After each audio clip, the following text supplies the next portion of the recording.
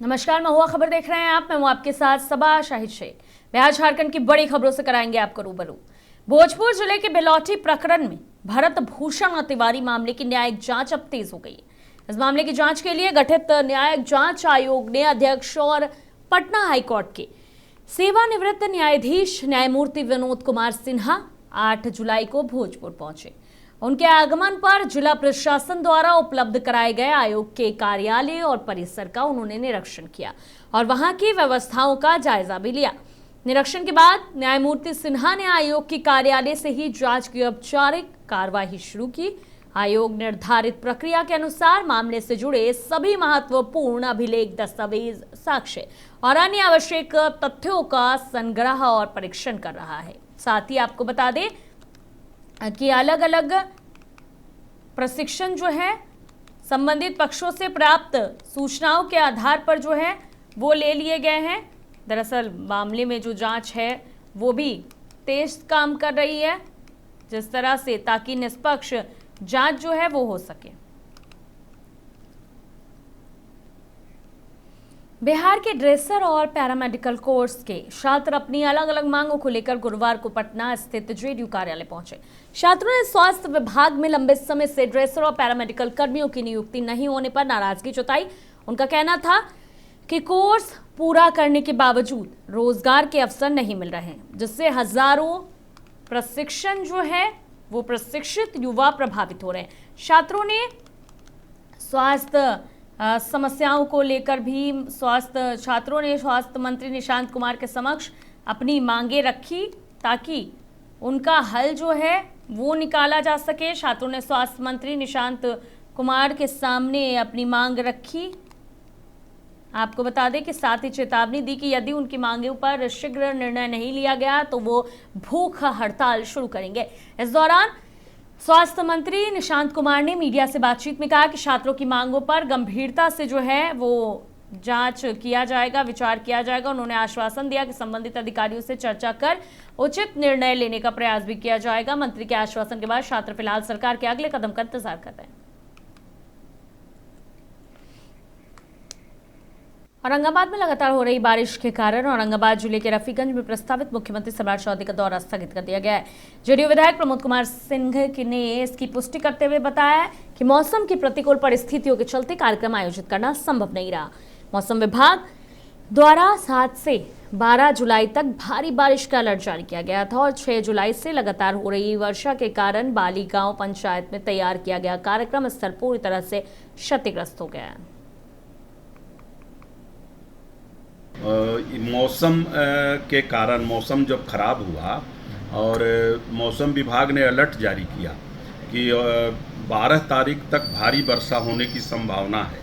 जो विगत 7 तारीख के रात्रि तक जो अतिवृष्टि हुई, जिसके कारण जहां पर प्रोग्राम होना था वो स्थल पर पानी जम गया और हम लोग निरीक्षण किए। जिला पदाधिकारी पूरे जिला के सभी पदाधिकारी के साथ पहुँचे। स्थल निरीक्षण के बाद सीएम साहब के कार्यालय से भी, सीएमओ से भी उनका सेक्रेटरी वगैरह आए और जो हेलीकॉप्टर के लिए जो सुरक्षा का दृष्टि से जो पदाधिकारी आते हैं उन लोग भी आए। और जब स्थल निरीक्षण किया उन लोगों ने पाया कि यहाँ पे न हेलीकॉप्टर उतरना सुरक्षित है और न ही यहाँ पे जो जर्मन हैंगर जो लगता है टेंट बरसात में वो सुरक्षित नहीं है, कि धंसने का वहाँ ज़्यादा आशंका था। और वहाँ का वीडियो देख करके और सभी स्थिति को देखते हुए सभी पदाधिकारियों ने सीएम साहब को वहाँ के स्थिति से अवगत कराया। सीएम साहब रात्रि 9 बजे हमसे टेलीफोनिक बात हुई उनसे और हमसे भी जायज़ा लिए। हमने कहा कि सर उस स्थल पर नहीं होगा और कहीं वैकल्पिक व्यवस्था बना करके और उसका मूर्ति का अनावरण हो। और ये तो सरकारी कार्यक्रम था कि योजनाओं का उद्घाटन करना था। सबसे महत्वपूर्ण था जो विकलांग हमारे यहाँ जिला में हैं उनको ट्राइसिकल सीएम साहब जो अपना कोष से देते हैं वो बांटना था और कई एक तरह का जो मुख्यमंत्री कोष के तहत जो लाभुकों को लाभ दिया जाता।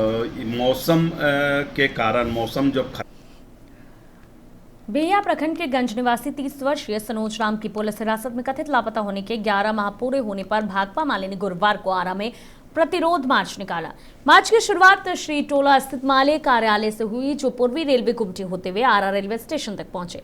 प्रदर्शनकारियों ने सनोज राम की शीघ्र बरामदगी और मामले की निष्पक्ष जांच की मांग की है। सभा को संबोधित करते हुए अगियाओं के पूर्व विधायक शिव प्रकाश रंजन ने कहा है कि इतने लंबे समय से सनोज राम लापता है, लेकिन पुलिस अब तक उन्हें खोजने में सफल नहीं हुई है। उन्होंने चेतावनी दी कि यदि जल्द कार्रवाई नहीं हुई तो आंदोलन और भी ज्यादा तेज किया जाएगा।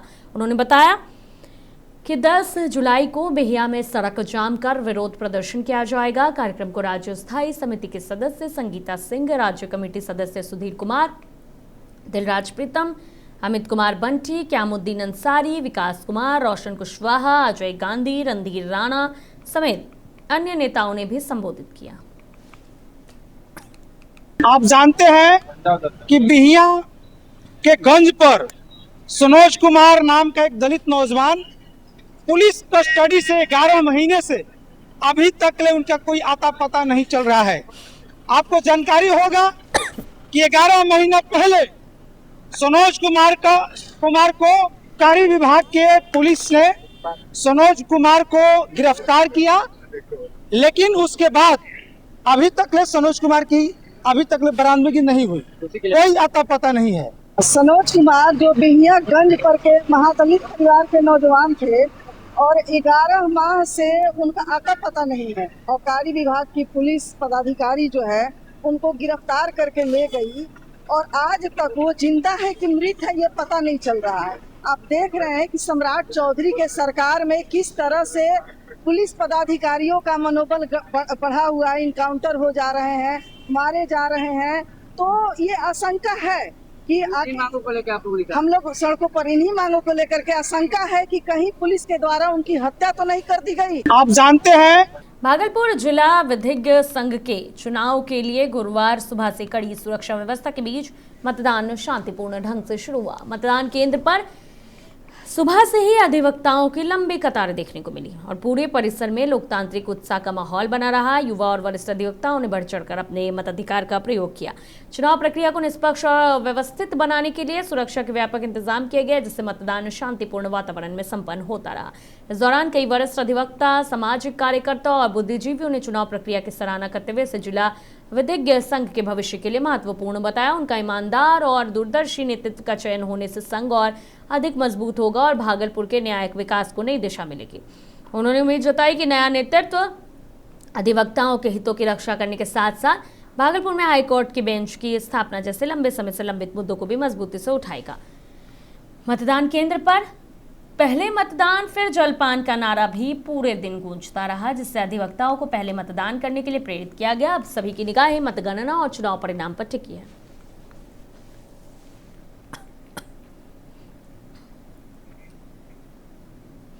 विश्व प्रसिद्ध श्रावणी मेला शुरू होने से अब महज 22 दिन शेष है। इसे लेकर भागलपुर जिला प्रशासन ने सुल्तानगंज में युद्ध स्तर पर तैयारियां तेज कर दी है।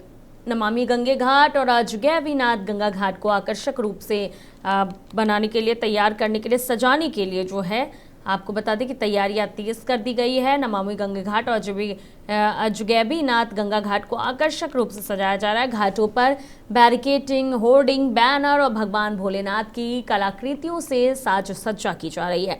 उद्घाटन स्थल और जर्मेन हैंगर टेंट को भी अंतिम रूप दिया जा रहा है। इस बार अजगैबीनाथ मंदिर में श्रद्धालुओं के लिए अर्घ से जल अर्पित करने की विशेष व्यवस्था की जा रही है। कांवड़ियों के ठहरने, भोजन, शुद्ध पेयजल, बिजली, शौचालय और सांस्कृतिक कार्यक्रमों की व्यापक तैयारियां की जा रही है। वहीं रेलवे प्रशासन भी स्टेशन परिसर को सजाने, सुरक्षा बलों की तैनाती, स्वास्थ्य सेवाओं और कांवड़ियों के ठहराव की व्यवस्था को अंतिम रूप देने में लगा हुआ है, ताकि श्रद्धालुओं को सुरक्षित और सुविधाजनक यात्रा का अनुभव मिल सके।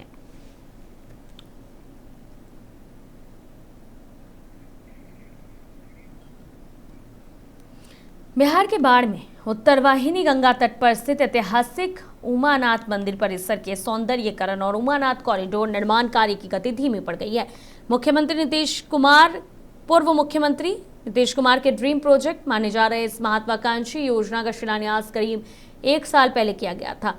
लगभग 100 करोड़ रुपए की लागत से बनने वाले इस कॉरिडोर में श्रद्धालुओं की सुविधा के लिए कई आधुनिक व्यवस्थाएं प्रस्तावित है। योजना के तहत शादी मंडप, सामुदायिक भवन, market complex, parking zone, Ganga river front, शमशान घाट विकास, इलेक्ट्रिक शब्दागिरी, साधना स्थल, विश्राम भवन और मंदिरों के जीर्णोद्धार जैसे कार्य किए जाने।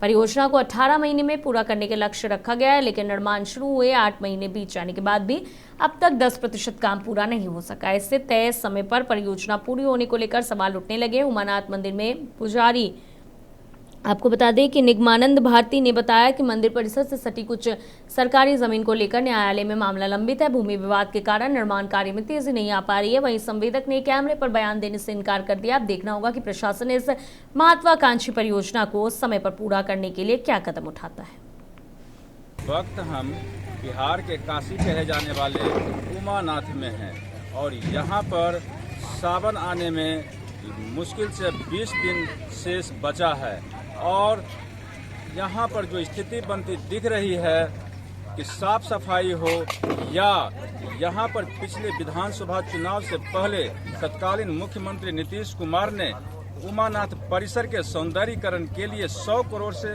ऊपर के लागत से यहाँ पर परियोजनाएं दिए थे, जिसमें कि यहाँ पर पार्किंग स्थल का निर्माण होना है, शादी मंडपम का निर्माण होना है, यहाँ पर G2 कम्प्लेक्स का निर्माण होना है, मार्केट कम्प्लेक्स का निर्माण होना है और रिवर फ्रंट का निर्माण होना है, जो कि उमानाथ से सीधे सतीज स्थान तक को जोड़ती है।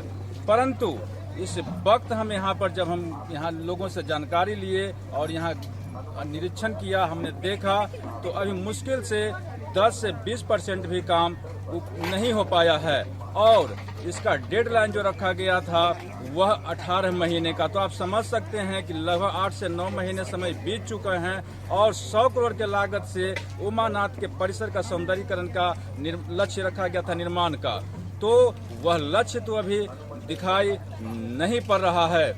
बाढ़ से रंजन कुमार। वक्त हम बिहार बीजेपी अल्पसंख्यक मोर्चा के प्रदेश अध्यक्ष मोहिबुल हक के बांकीपुर विधानसभा उपचुनाव को लेकर बड़ा बयान दिया गया है। उन्होंने दावा किया है कि इस बार बीजेपी को जनता का व्यापक समर्थन मिलने जा रहा है और पार्टी भारी मतों से जीत दर्ज करेगी। मोहिबुल हक ने कहा कि बांकीपुर विधानसभा सीट से बीजेपी ने एक छोटे से कार्यकर्ता को टिकट देकर यह साबित किया है कि पार्टी में कार्यकर्ताओं को सम्मान और अवसर दिया जाता है। उन्होंने विपक्ष पर निशाना साधते हुए कहा है कि विपक्ष को विकास नहीं बल्कि विनाश दिखाई देता है, क्योंकि वो खुद विनाश की राजनीति करते हैं। मोहिबुल हक ने दावा किया है कि प्रधानमंत्री नरेंद्र मोदी के नेतृत्व में केंद्र सरकार और बीजेपी की नीतियों से प्रभावित होकर बड़ी संख्या में लोग पार्टी के साथ जुड़ रहे हैं। उन्होंने कहा कि इस चुनाव में बीजेपी को 1 लाख से अधिक मतों के अंतर से जीत हासिल होगी। अल्पसंख्यक मोर्चा के प्रदेश अध्यक्ष ने यह भी कहा कि बिहार की जनता विकास, सुशासन और मजबूत नेतृत्व के पक्ष में मतदान करेगी। बांकीपुर उपचुनाव को लेकर राजनीतिक दलों के बीच बयानबाजियां तेज हो गई और सभी पार्टियां अपने अपने पक्ष में माहौल बनाने में लगी हुई है। कार्यकर्ता को टिकट मिला, कार्यकर्ताओं के अंदर हर्ष है, खुशी का माहौल है और निश्चित रूप से 1 लाख वोट से अभिषेक जी का चुनाव विजय होंगे। भारतीय जनता पार्टी का परचम लहरेगा और निश्चित रूप से उनकी विजय होगा।